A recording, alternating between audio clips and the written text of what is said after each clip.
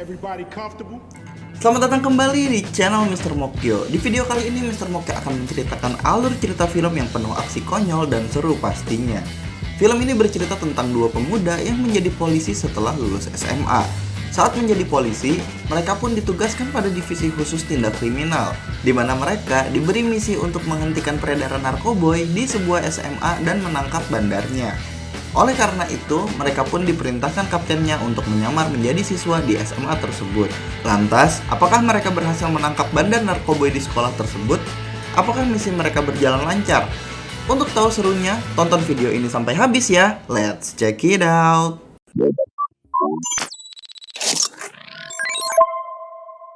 Smith adalah siswa cupu di sekolahnya. Hari itu, ia ingin mengajak seorang siswi untuk datang ke pesta, tetapi akhirnya ia ditolak. Saat itu, ada seorang siswa lain bernama Jenko. Jenko adalah siswa populer, tetapi ia sangat bandel. Saking bandelnya, ia sering dipanggil oleh guru dan mendapat peringatan dari pihak sekolah. Singkat cerita, mereka pun lulus sekolah dan bertemu lagi saat masuk akademi polisi. Jenko sebagai mantan siswa populer unggul dalam urusan otot sehingga kemampuan fisiknya di atas rata-rata. Tetapi untuk urusan otak, ia sangat lemah. Sementara Smith kebalikannya, ia lebih unggul dalam urusan otak dibanding otot sehingga saat tes teori, ia selalu mendapat nilai sempurna. Untuk menutupi kelemahan masing-masing, Jenko dan Smith memutuskan untuk saling membantu agar mereka lulus ujian bersama. Singkat cerita, setelah sama-sama berjuang, akhirnya Jenko dan Smith berhasil lulus dan dilantik sebagai polisi. Suatu hari, Jenko dan Smith sedang berpatroli bersama. Saat itu, mereka melihat segerombolan preman yang sedang menghisap rokok hijau. Jenko dan Smith pun menghampiri para preman itu. Karena kedapatan sedang menghisap rokok hijau, Jenko lantas menggeledah barang bawaan para preman tersebut. Alhasil, Jenko menemukan sabu di tas salah satu preman. Para preman itu pun segera kabur. Jenko dan Smith memutuskan berpencar untuk mengejar para preman yang kabur. Jenko dengan kemampuannya berhasil menangkap bos preman yang bernama Domingo. Sementara Smith yang cupu tidak menangkap satu orang pun dan malah terluka karena ditabrak oleh salah satu preman. Smith pun lantas menghampiri Jenko. Mereka berdua senang karena berhasil menangkap penjahat untuk pertama kalinya. Saat tiba di kantor, mereka dipanggil ke ruangan kepala polisi. Kepala polisi mengatakan bahwa penjahat yang ditangkap oleh Jenko dan Smith terpaksa dilepaskan. Karena saat penangkapan mereka lupa membacakan hak Miranda, sehingga penahanan menjadi tidak sah. Tetapi karena aksi mereka cukup hebat, kepala polisi lantas merekomendasikan Jenko dan Smith ke divisi khusus tindak kriminal yang berada di 21 Jump Street. Mereka pun pergi. Jenko dan Smith pun tiba di 21 Jump Street. Di sana mereka melihat bangunan gereja tua. Saat mereka masuk, ada beberapa orang yang ternyata mereka adalah polisi yang sedang menyamar. Lalu muncullah kapten divisi tersebut yang bernama Dixon. Dixon segera memberikan misi pada Jenko dan Smith untuk menyusup menjadi siswa SMA di SMA Sagan untuk menangkap bandar narkoboy. Karena beberapa hari yang lalu, seorang siswa SMA Sagan ditemukan tewas akibat overdosis. Diketahui, narkoboy tersebut bernama HFS, singkatan dari Holy fucking shit. Efek samping setelah mengkonsumsi narkoboy HFS terjadi secara bertahap. Diawali cekikikan, lalu pede berlebihan, hingga gila-gilaan, dan yang terakhir yaitu teler. Bandar narkoboy tersebut pasti berada di SMA Sagan, karena sejauh ini narkoboy HFS hanya dikonsumsi oleh siswa-siswi SMA Sagan. Dixon berpesan pada Jenko dan Smith untuk mencegah peredaran narkoboy tersebut agar tidak beredar ke sekolah lain. Dan yang paling penting, jangan sampai mereka dikeluarkan dari sekolah. Misi pun dimulai. Jenko saat ini menyamar sebagai saudara kandung Smith, dan mereka tinggal bersama di rumah Smith. Jenko yang dulu populer semasa sekolah merasa pede dengan misi itu, sehingga ia akan berperilaku seperti saat ia SMA. Sementara Smith yang cupu justru khawatir karena harus mengulang masa kelam SMA-nya. Setibanya di sekolah, mereka pun mulai mengamati. Ternyata budaya SMA saat ini sangat berubah dari masa SMA Jenko dan Smith. Lalu tiba-tiba ada seorang siswa yang mengajak mereka berkenalan. Ia bernama Eric. Jenko pun mulai mengambil momen, lantas ia pun mulai berlaga. Sehingga cekcok pun mulai terjadi antara Jenko dan geng Eric. Hingga akhirnya, Jenko memukul salah satu teman Eric dengan harapan agar ia disegani. Tetapi yang terjadi malah sebaliknya. Jenko pun mendapat tatapan aneh dari siswa-siswi lainnya. hingga akhirnya membuat mereka dipanggil oleh pihak sekolah dan diancam dikeluarkan jika membuat keributan seperti itu lagi. Setelah dari ruangan itu, mereka pun berpisah.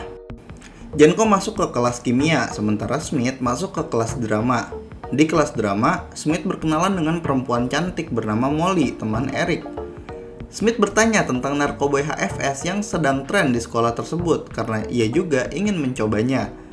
Lalu Molly memberitahu nomor pengedar yang tertempel di kursi kelas. Setelah mendapatkan nomor pengedar, Smith pun menghubungi sang pengedar dan akhirnya mereka pun membuat janji temu di suatu tempat. Di tengah pelajaran, Smith mengabari Jenko bahwa ia akan menemui pengedar. Mereka pun izin keluar kelas. Setibanya di tempat janjian, Smith dan Jenko pun masuk ke sebuah ruangan.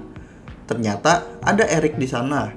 Ternyata Eric adalah pengedar narkoboy HFS.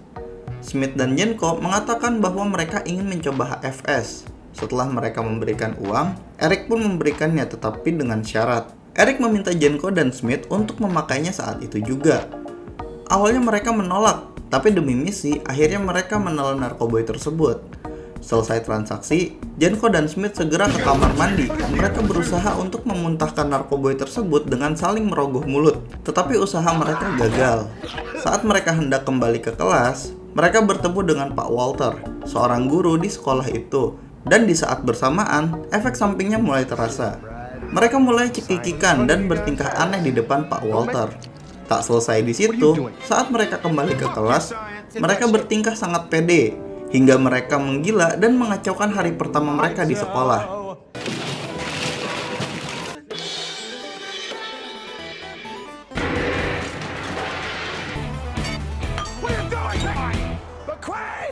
Setelah semuanya, mereka pun sampai di fase akhir, yaitu teler. Keesokan harinya, Jenko menuju kelas kimia. Saat ia ingin masuk, ada orang di dalam dan meminta password kepada Jenko jika ingin masuk. Jenko pun memaksa masuk karena curiga, tetapi ternyata hanya ada siswa no lab di sana yang sedang bermain Bakugan. Lalu, ada satu siswa lagi yang sedang mengoprek ponsel, ia bernama Zack. Melihat Jenko tertarik, Zack pun mulai menjelaskan bahwa ia sedang mengerjakan kerjaan sampingan. Jenko lantas bertanya apakah Zack bisa menyadap ponsel seseorang. Zack pun dengan malu-malu menjawab bahwa ia bisa melakukannya. Jenko pun tercetus sebuah ide. Saat makan siang, Jenko mengusulkan agar Smith mengadakan pesta di rumahnya dan mengundang Eric dan gengnya untuk bergabung. Karena Jenko ingin memasang penyadap pada ponsel Eric. Smith setuju dengan ide tersebut. Malam harinya, ia menelepon Molly dan memberitahu mengenai pesta di rumahnya. Molly pun bersedia untuk datang dan akan mengundang seluruh siswa melalui sosial medianya. Setelah itu, Jenko dan Smith pun mulai menyiapkan pesta. Pertama-tama, mereka mengirim orang tua Smith liburan ke luar kota. Lalu, mereka membeli alkohol dan mengambil beberapa narkoboy dari ruangan barang bukti. Pada malam hari, pesta pun digelar. Semua orang saat itu berpesta seperti biasa, hingga akhirnya Eric dan gengnya termasuk Molly datang ke pesta itu. Rencana pun dimulai. Zack dan teman-temannya segera mengalihkan perhatian Eric, lalu Jenko mencuri ponsel Eric. Setelah berhasil, Zack dan Jenko segera ke kamar untuk menginstal penyadap. Tapi ternyata Eric hanya mampir sebentar dan akan menuju pesta lain. Smith berusaha menahan Eric agar tidak pergi. Saat Eric akan pergi, tiba-tiba datang beberapa siswa dari SMA lain yang ingin bertemu dengan Eric. Mereka meminta narkoboy yang diedarkan oleh Eric, tetapi Eric menolak karena tidak diperbolehkan oleh bandarnya untuk menjual ke siswa sekolah lain. Saat situasi memanas, Smith pun menghadang siswa tersebut dan menantangnya untuk membela Eric. Karena kesal pada Smith, lantas siswa itu pun memukul Smith. Perkelahian pun terjadi. Mendengar keributan, Jenko segera turun. Ia lantas ikut berkelahi membantu Smith. Singkat cerita, perkelahian itu dimenangkan oleh Jenko dan Smith. Semua yang ada di pesta itu bersorak. Di momen tersebut, Jenko segera mengembalikan ponsel Eric ke kantongnya. Akhirnya, pesta pun berlanjut seru dan gila, hingga Eric dan gengnya tak jadi pergi dan melanjutkan pesta di rumah Smith. Tapi ternyata, orang tua Smith pulang saat pesta berlangsung karena mereka lupa membawa ponsel. Saat orang tua Smith masuk, mereka marah-marah sehingga pesta pun dibubarkan. Di saat itu, Eric terkesima dengan Smith, hingga akhirnya Eric mengajak Smith bergabung dengan gengnya. Smith pun mau karena merasa akhirnya ia bisa jadi anak populer di SMA. Keesokannya, Smith dan Jenko menjalani hari-hari mereka seperti anak SMA biasa. Smith jadi sering bergaul dengan Eric dan bahkan berpura-pura menjualkan beberapa narkoboy agar semakin dekat dengan Eric. Selain itu, Smith juga semakin akrab dengan Molly baik di dalam kelas maupun di luar kelas. Sementara itu, Jenko menghabiskan waktunya bersama Zack dan teman-temannya. Bahkan mereka pun jadi jarang pulang bersama. Suatu hari, Jenko mendapatkan info dari penyadap bahwa Eric akan melakukan transaksi narkoboy di luar sekolah. Suatu hari saat sedang presentasi, Jenko melihat Eric dan temannya pergi keluar sekolah. Jenko lantas menjemput Smith yang saat itu hendak tampil pertunjukan yang hampir mulai bersama Molly. Karena penting, lantas Smith pergi meninggalkan Molly.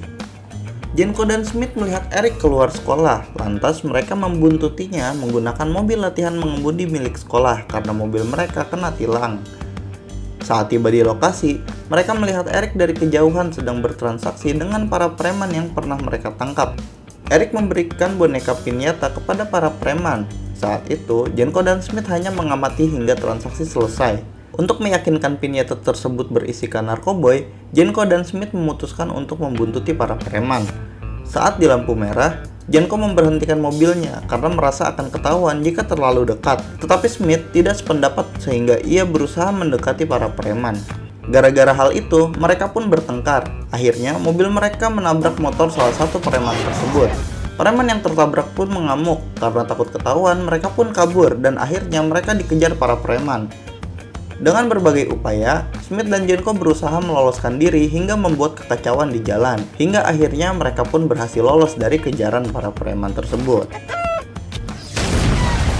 Setibanya di sekolah, Smith marah pada Jenko karena telah mengacaukan penyelidikan dan membuatnya terlambat pentas. Jenko pun berusaha menyadarkan Smith agar tidak terlarut dalam penyamaran hingga Smith lupa tugasnya sebagai polisi.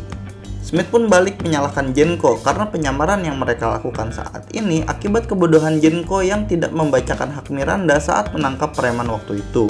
Smith pun meninggalkan Jenko. Setibanya di panggung, Smith menerobos masuk dan merebut peran dari orang yang telah menggantikannya. Tetapi tidak lama, Jenko masuk dan menyerang Smith karena tidak terima dibilang bodoh. Mereka pun berkelahi di atas panggung. Hal tersebut lantas membuat kepala sekolah murka dan menghampiri mereka hingga akhirnya sang kepala sekolah mengatakan bahwa mereka berdua dikeluarkan. Kabar tersebut pun sampai ke kantor mereka. Kapten Dixon pun lantas mengeluarkan mereka dari 21 Jump Street dan dilarang bekerja bersama lagi. Setibanya di rumah Smith, terlihat Jenko sedang mengemasi barangnya. Smith pun keluar rumah untuk mengucapkan perpisahan pada Jenko. Tetapi tiba-tiba Eric muncul.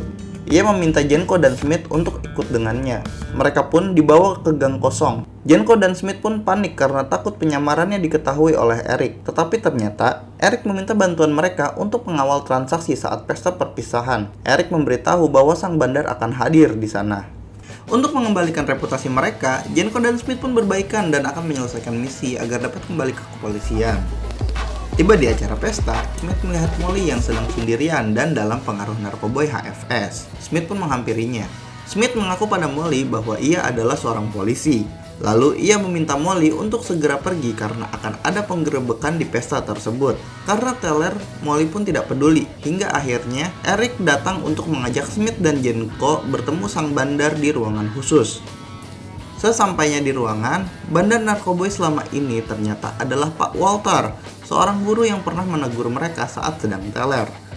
Jenko dan Smith cukup kaget dengan hal itu. Belum reda kagetnya, tak lama pembeli pun datang, dan ternyata lagi-lagi para preman gerombolan Domingo. Awalnya transaksi berjalan lancar, tetapi saat Domingo melihat ke arah Jenko dan Smith, ia mulai curiga. Smith awalnya mengelak dan mengatakan bahwa waktu kecil ia adalah bintang iklan kentang goreng, karena dari itu wajahnya terlihat familiar. Tetapi tak disangka, dari luar terdengar suara Molly yang mengatakan bahwa Smith baru saja mengaku padanya bahwa ia seorang polisi. Domingo pun akhirnya ingat wajah Jenko dan Smith. Ia dan gengnya lantas menodongkan pistol, begitu pula Smith dan Jenko. Suasana pun menjadi kacau. Eric yang panik dan banyak bicara lantas dipukul oleh seorang preman hingga luka. Di saat seperti itu, Molly malah masuk menerobos untuk marah-marah pada Smith. Tetapi tak lama, ia pun sampai di fase terakhir yaitu teler. Saat kondisi sudah tenang, Domingo pun meminta anak buahnya untuk menghabisi Smith dan Jenko. Tapi ternyata, anak buah Domingo malah menodongkan pistol ke arahnya dan membongkar penyamarannya. Mereka adalah senior polisi yang menyamar selama 5 tahun dan berasal dari divisi yang sama dengan Smith dan Jenko. Keadaan pun sempat berbalik, tapi karena lengah dan banyak omong, senior polisi akhirnya ditembak oleh Domingo, dan baku tembak pun terjadi. Smith dan Jenko segera bersembunyi untuk menghindari tembakan. Saat baku tembak terjadi, Walter kabur membawa Molly dan Eric beserta uang Domingo. Domingo yang sadar bahwa uangnya telah dibawa, lantas segera mengejar Walter. Di saat itu, Jenko dan Smith segera beraksi. Mereka pun melumpuhkan beberapa anak buah Domingo. Akhirnya, kejar-kejaran pun berpindah ke jalan raya. Saat di mobil, mereka semua beradu tembak, tapi sayangnya Jenko keburu kehabisan peluru. Ditambah lagi, ternyata ada siswi mabuk di dalam mobil tersebut, sehingga Jenko sempat diganggu oleh siswi itu. Hingga akhirnya siswi itu pun diturunkan di pinggir jalan, pengejaran pun berlanjut. Karena kehabisan peluru, Jenko yang sudah mahir kimia akhirnya membuat bom dari miras dan baterai. Setelah jadi, ia pun melempar ke mobil Domingo. Setelah cukup lama menunggu, akhirnya mobil Domingo meledak. Gara-gara ledakan itu, mobil Walter pun kehilangan kendali dan akhirnya menabrak. Smith dan Jenko pun berhasil mengejar, lalu mereka turun dan mengarahkan pistol pada Walter. Walter hendak menyandra Molly, sehingga Jenko pun menembak, tetapi sayangnya peluru Jenko habis. Walter yang berusaha kabur segera menembak Smith agar Smith tidak menembaknya. Tetapi Jenko melompat untuk melindungi Smith. Jenko yang terluka dan tak bisa apa-apa lantas meyakinkan Smith untuk segera menembak Walter. Lalu di saat yang sama, Molly mengamuk dan berhasil lepas dari sekapan Walter. Melihat celah, Smith pun akhirnya menembak Walter tepat mengenai tangkai telurnya. Smith dan Jenko pun akhirnya berhasil menangkap Walter, dan tak lupa mereka membacakan hak Miranda pada Walter agar tidak melakukan kesalahan yang sama. Walter pun berhasil ditahan. Saat bantuan sudah datang, Jenko dan Smith akhirnya berbaikan. Mereka pun saling meminta maaf karena telah meremehkan satu sama lain. Terlihat Eric pun ditahan oleh polisi saat itu. Smith kemudian menghampiri Molly yang sedang duduk di ambulans. Smith juga minta maaf pada Molly karena telah membohonginya. Molly awalnya diam, dan akhirnya ia memaafkan Smith. Mereka pun bercumui. Saat kembali ke kantor, mereka disambut oleh seluruh anggota divisi karena berhasil menyelesaikan misi pertama mereka. Kapten Dixon yang puas dengan kinerja Smith dan Jenko lantas memberikan misi baru untuk mereka, yaitu menyamar sebagai mahasiswa di universitas. Film pun selesai. Ya, begitulah tadi video alur cerita film dari Mr. Mokyo. Buat yang belum tahu, film tersebut berjudul 21 Jump Street yang rilis tahun 2012. Jangan lupa like dan share kalau kalian suka dengan video ini dan dislike kalau nggak suka. Jika ada kekurangan, kalian bisa kasih masukan di kolom komentar biar channel Mr. Mokyo bisa menjadi lebih mantap lagi. Nantikan video alur cerita film lainnya hanya di channel Mr. Mokyo. See you!